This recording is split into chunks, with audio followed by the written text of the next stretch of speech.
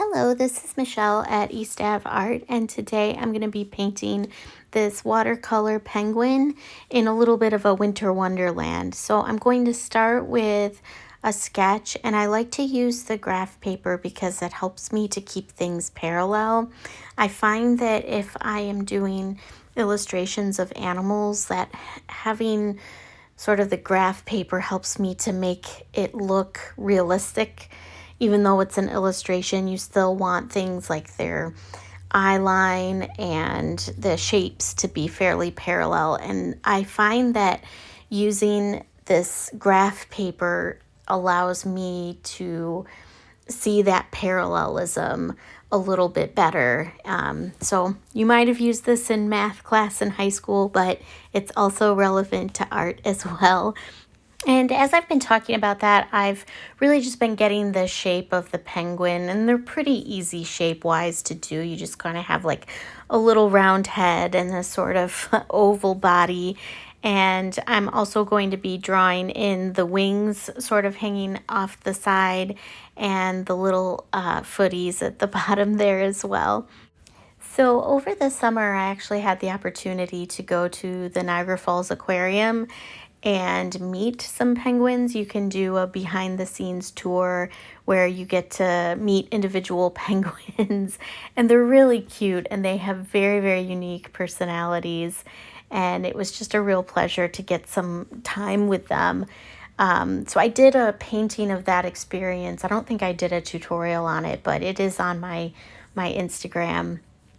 But for this penguin, I'm actually going to give it some human characteristics. So I'm going to draw a scarf on there and also a little winter hat as well, just to kind of add a little bit of fun and playfulness to this illustration.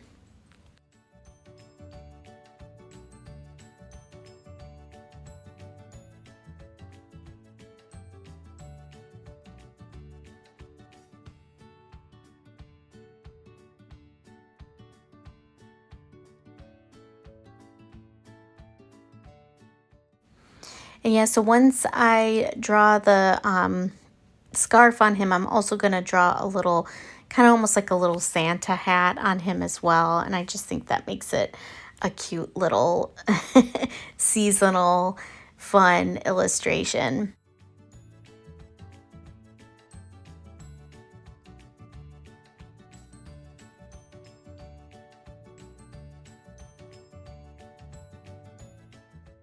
I think that where the graph paper helps me the most in the sketching is making sure that the face is parallel, especially, the where the nose is situated, where his mouth is, and then the evenness of the eyes is pretty important. So while this isn't going to be exceptionally realistic, obviously, like I have a Santa hat on a penguin, you do want it to look like a little bit real. So you want your eyes to be parallel, etc. And one of the ways that I like to transfer my sketch over to my watercolor paper is to trace it with some tracing paper from the graph paper.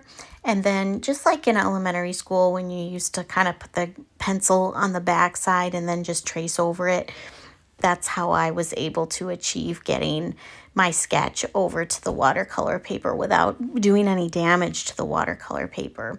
And that's another helpful tip, I think, is drawing your sketch someplace else and not directly on the watercolor paper. Because if you're like me and erase a lot, you're going to actually damage the watercolor paper because it's made of cotton. It doesn't take to the eraser quite as well. So as you saw there, I mixed up an indigo and a gray to get sort of a snowy gray winter sky background. And I'm just painting that color in around my penguin illustration.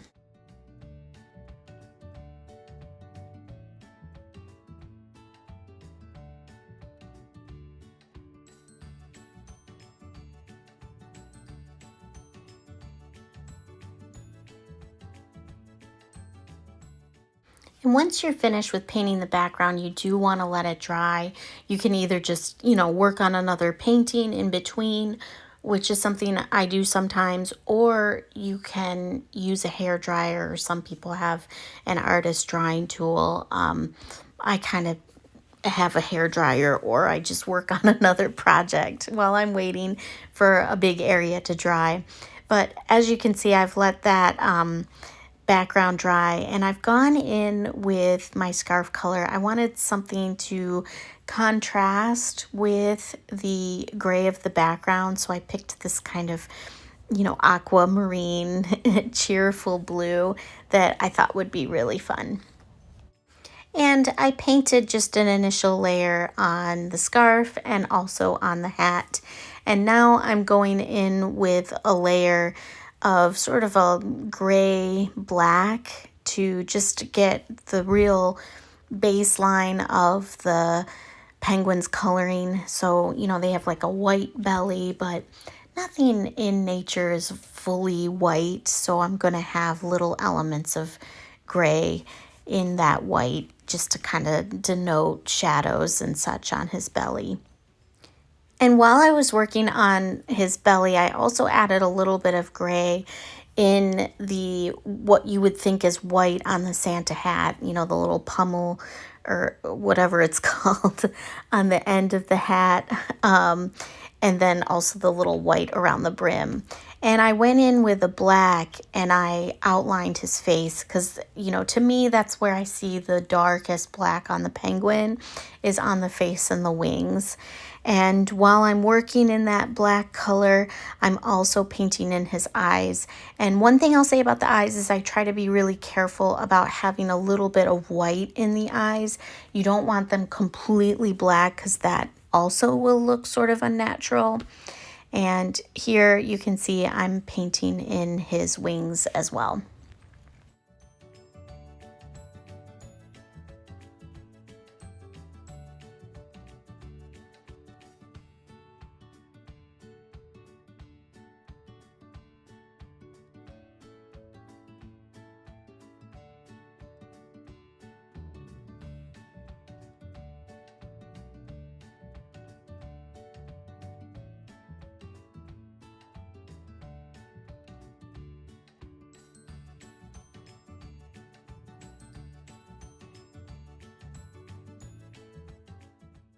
I also put a little bit of orange for his feet and also his beak.